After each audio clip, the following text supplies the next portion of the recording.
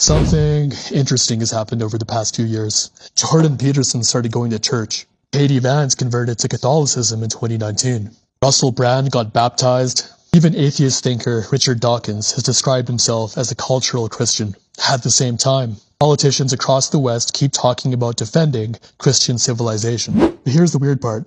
Western societies are not becoming more religious. In the United States, church membership fell below 50% for the first time in Gallup's modern trend. So why is Christianity suddenly everywhere in politics? Because religion isn't just about dogma or doctrinal belief. It's also one of the most powerful tools for social organization. That's the old sociological insight from thinkers like Durkheim. Religion helps produce cohesion, shared values, and a story about who we are.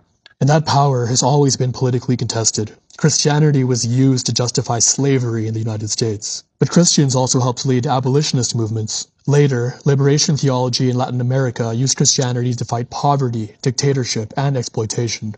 Gustavo Gutierrez made that argument explicit. So religion itself isn't inherently emancipatory or reactionary. Rather, it's a force that can be mobilized in different directions.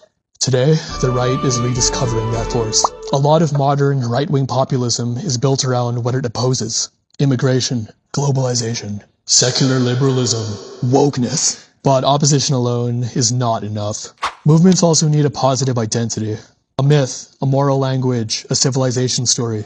Christianity offers that, and often, it's not really about doctrine. Sociologist Robert Brubaker argues that in Europe especially, Christianity increasingly gets invoked as a cultural and civilizational identity, not necessarily a lived faith. He even uses the term Christianism to describe this political use of Christianity as a marker of belonging, often against Muslims. For some post-9/11 secular thinkers, anti-Islam became more central than atheism itself. In that kind of framework, Christianity can come back not because someone becomes devout, but because it gets recoded as the cultural backbone of the West. In the United States, this became especially visible under Trump.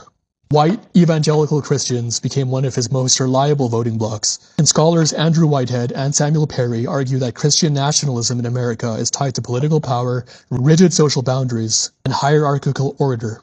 And there's also a class dimension here. Religion can unify people, but it can also divide them. When politics get organized around religion, culture, and identity, conflict between classes can get displaced by conflict between moral communities. In other words, working people can be split apart ideologically while elites remain protected. So what we may be seeing is not a religious survival in the usual sense. I'd argue it's a rediscovery of religion as a tool for identity, organization, and power. Hi, I'm Hassan Pirbai. I'm a graduate student here in Canada. For more leftist, anti-imperial content, please like, follow, share, and subscribe. Ciao.